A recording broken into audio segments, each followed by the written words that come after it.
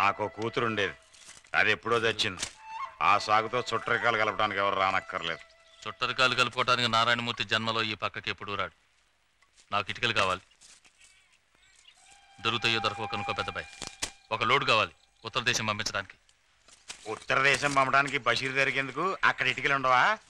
ఈ మాటలు ఇతనికి అనవసరం. డబ్బెంత, ఎప్పుడు ఇస్తాడు అడిగి చెప్పు. ఇటుకి 75 పైసలు, లోడ్ 2000 రూపాయలు. చెప్పు. 1000 రూపాయలు భయానా. ఒక్కొక్క రాయి మీద రాముడి పేరు వెయ్యాలి. రాముడి గుడి ఒక్కొక్క కుటుంబం నుంచి ఒక్కొక్క రాయి పంపాలి. మన ఊళ్ళో ఉన్న అన్ని కుటుంబాల తరఫున నేనే పంపుతున్నాను. నా కొడుకు చేసిన పాపానికి ఈ రకంగానే ప్రయత్నం చేసుకుంటున్నాను. పట్టుకోండి.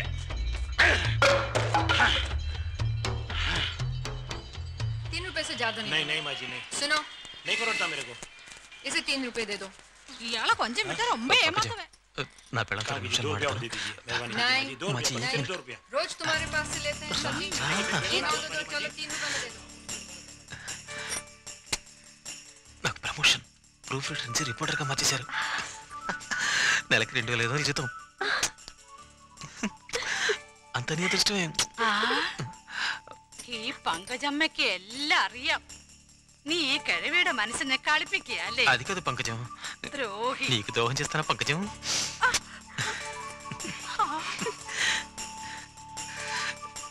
కుచ్చుకుచ్చులు.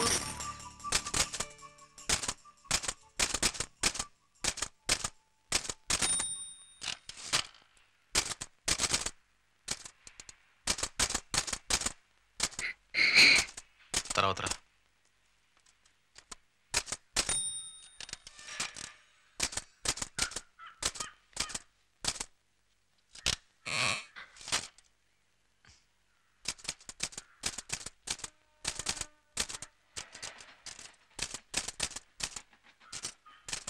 ఓ విషయం చెప్పాలి. తర్వాత నాన్న.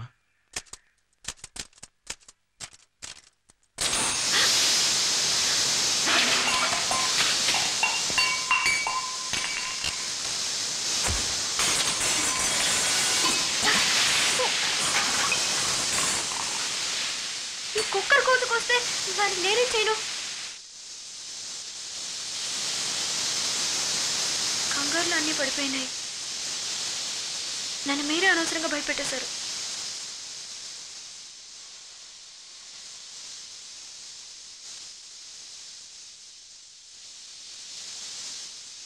ముఖ్యమైన విషయం చెబుదామని ఒక్క నిమిషమేగా అడిగాను. ఈ పటికల్లా నేను చెప్పాల్సింది చెప్పేదాన్ని.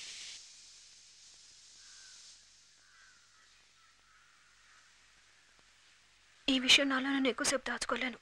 తల బద్దలైపోతుంది. ఏంటి, ఏం చెప్పాలనుకున్నావో చెప్పు.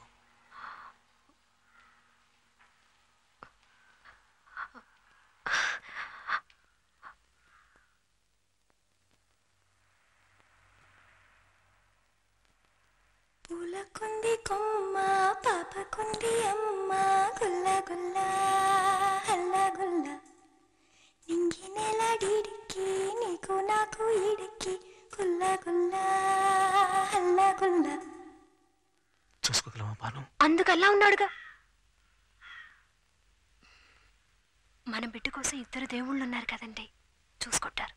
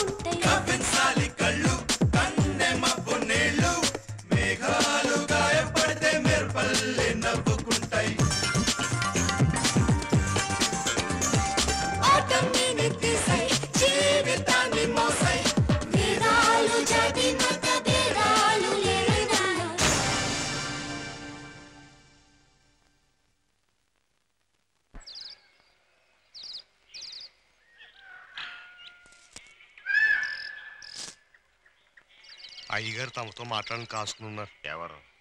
పెద్దయ్య గారు.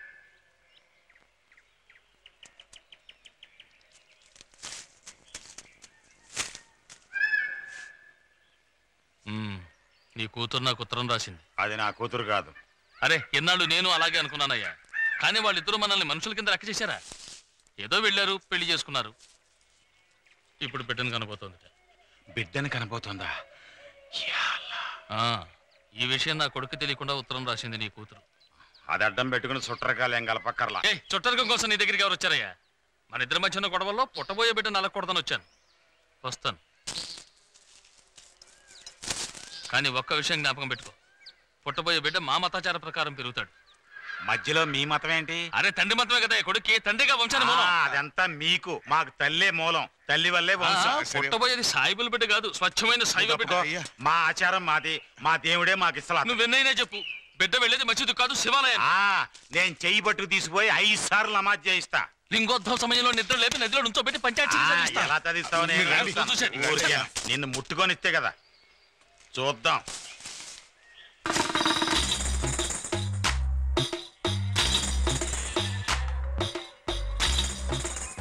ఆగండమ్మా, ఏమిటి ఇవన్నీ? ఎవరిని అడిగి తెచ్చారు? దీన్ని సత్వాస అంటాం. బిడ్డ పుట్టబోయే ముందు పిల్ల పుట్టింటి వాళ్ళు చేసే సాంప్రదాయం. అదే వద్దమ్మా, ఇప్పుడు అగ్నిపర్వతమే బద్దలవుతుంది. విశాలం, ఇల్లు వెతుక్కుంటూ మర్యాద చేయడానికి వచ్చారు. వెళ్ళమంటాం పద్ధతి కాదు. మీకు నచ్చదని. ఇది నీ కోసమో నా కోసమో కాదు, పుట్టబోయే బిడ్డ కోసం. లోపల తీసుకెళ్ళి. అమ్మా రండి. చెప్తా. రండి.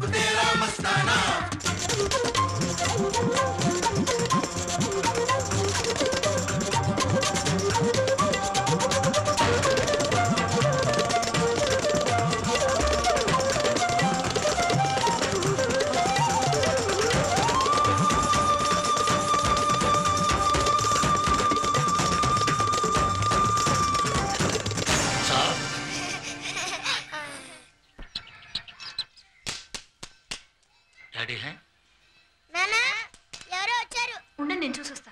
అందరూ వాళ్ళే వెళ్తే ఏ రాజు తూ బాత్ కర్. నమస్కారం. నమస్తే. మేము శక్తి సమాజం నుంచి చూస్తున్నాం. అయోధ్యలోని రామజన్మభూమిలో రామాలయాన్ని కట్టబోతున్నాం. ఒక్కొక్క హిందూ ఇంట్లోనూ డబ్బులో వస్తువులు వసూలు చేస్తున్నాం. అయోధ్యలో రామాలయాన్ని కట్టడానికి మీకు తోచిన సహాయం చేస్తే బాగుంటుంది. మీరు కొంచెం అలా రండి, బయటికి రండి. మందిరికి అలా రండి.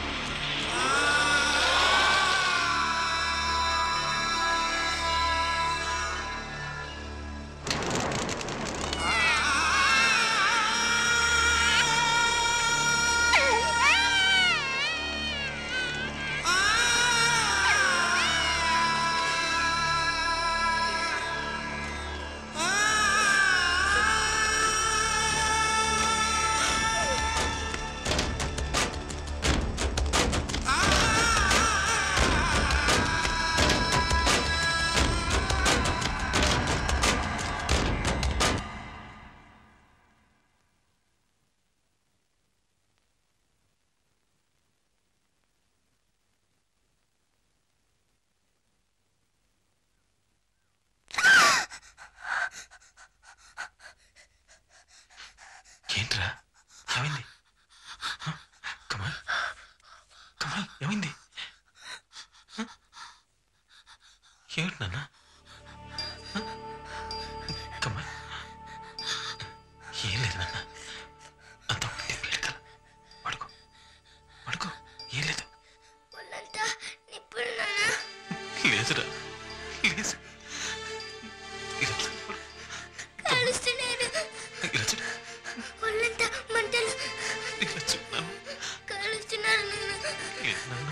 లేదు నాన్న, తమ్ముడు తమ్ముడు పడుకున్నాడు.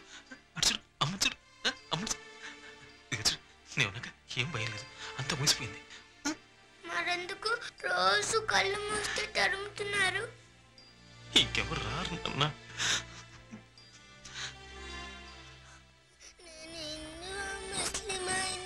ముస్లిమా అని మళ్ళీ మళ్ళీ అడుగుతున్నారు. అడగని చెప్పు నాన్న. అంతా మూసిపోయింది, ఇంకెవరు రారు. నిజంగా అయిపోయిందా? ఇక వద్దని చెప్పు. అలాగే నాన్న. చాలు, ఇక చాలు నాన్న.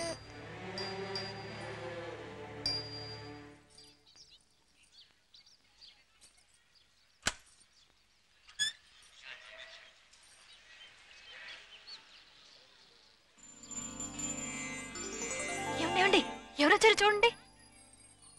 అబ్బ రండి.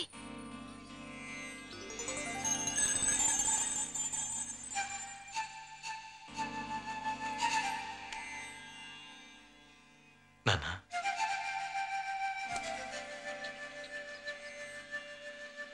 నీకు మేమేం ద్రోహం చేశాంరా? నిన్ను కడి పెంచి పెద్ద చేయటం తప్ప వేరే ఏ పాపం చేశాం? ఏమిటి నాన్న ఇది? ఈ ఊరు కురుక్షేత్రంగా మారి తగలబడిపోతుందని పేపర్లో రోజు వార్తలు వస్తుంది. చండాలుడు 1000 మైళ్ళ దూరంలో నన్ను ఈ కన్నవాళ్ళకి తెలియకలేదంటావా చెప్పు? నువ్వు ఎలా ఉన్నావునని ఒక కార్డు బుక్ రాస్తే అరిగిపోతావా? మీరే కదా అయ్యానే కన్న తండ్రిని కోపంలో వెయ్యంటాను. నాకు రెండో కొడుకు లేడని ఖరారు చేసుకుంటాను. అందుకని మమ్మల్ని వదిలేస్తావురా నువ్వు? సరే లోపలికి రండి. ఇక్కడ ఎందుకు? నేను వచ్చింది ఇక్కడికి విందులకి వినోదాలకు కాదు. నా బిడ్డ ప్రాణాలతో ఉన్నాడని చూసిపోదామని వచ్చాను. నా తల ఊరికేలోగా ఇంకో ఎదురు దెబ్బ తగలకూడదు భయంతో వచ్చాను. ఊరుకున్నా. ఏమిటి నాన్న ఇది? భయపడిపోయాను.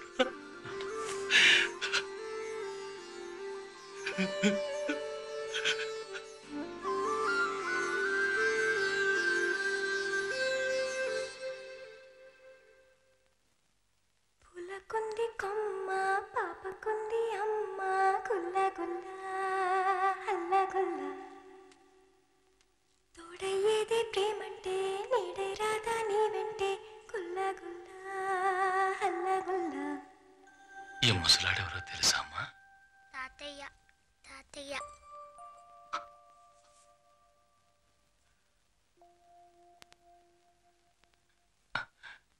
నీ పేరేంటి నాన్న? Kabir Narayana.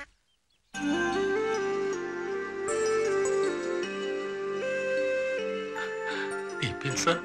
Kamal Basheer.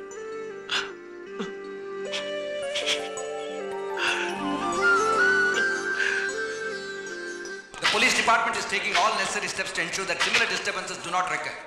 The cooperation of the public, particularly the press, will be greatly appreciated. Please, that's all. That's all. Thank you. Thank you.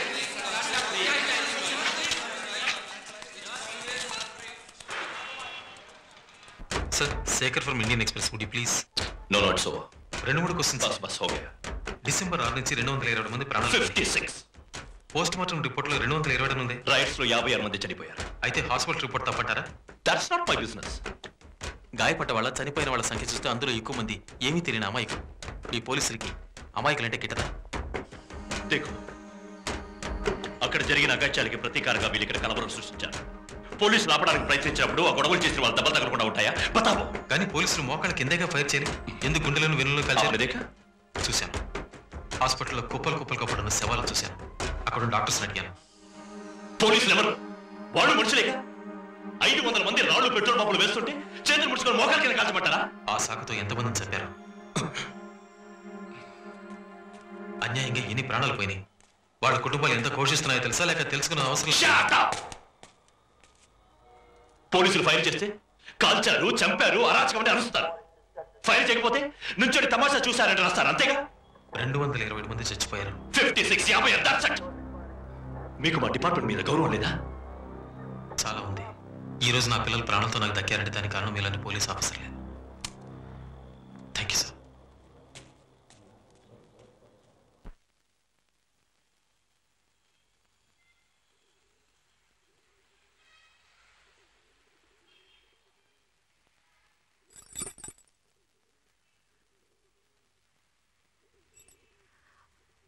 ఎవరిని అడగాలో తెలియటం లేదు. వారితోనూ చెప్పుకోలేకపోయాను. అందుకే ధైర్యంగా మిమ్మల్ని అడగాలనుకుంటున్నాను. ఓయబ్బా, నా కోడలు మాట్లాడి అది ఈ మావగారు చెవిన పట్టానికి 6 ఏళ్లు పట్టింది.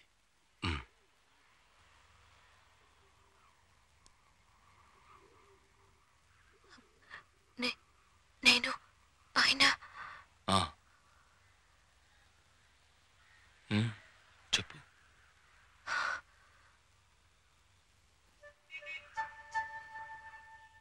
మమ్మల్ని విడదీయరుగా. అంత పని చేయరనుకోండి. అయినా 6 ఏళ్ల తర్వాత హఠాత్తుగా వచ్చారు. నాకున్నది వారు, నా పిల్లలు.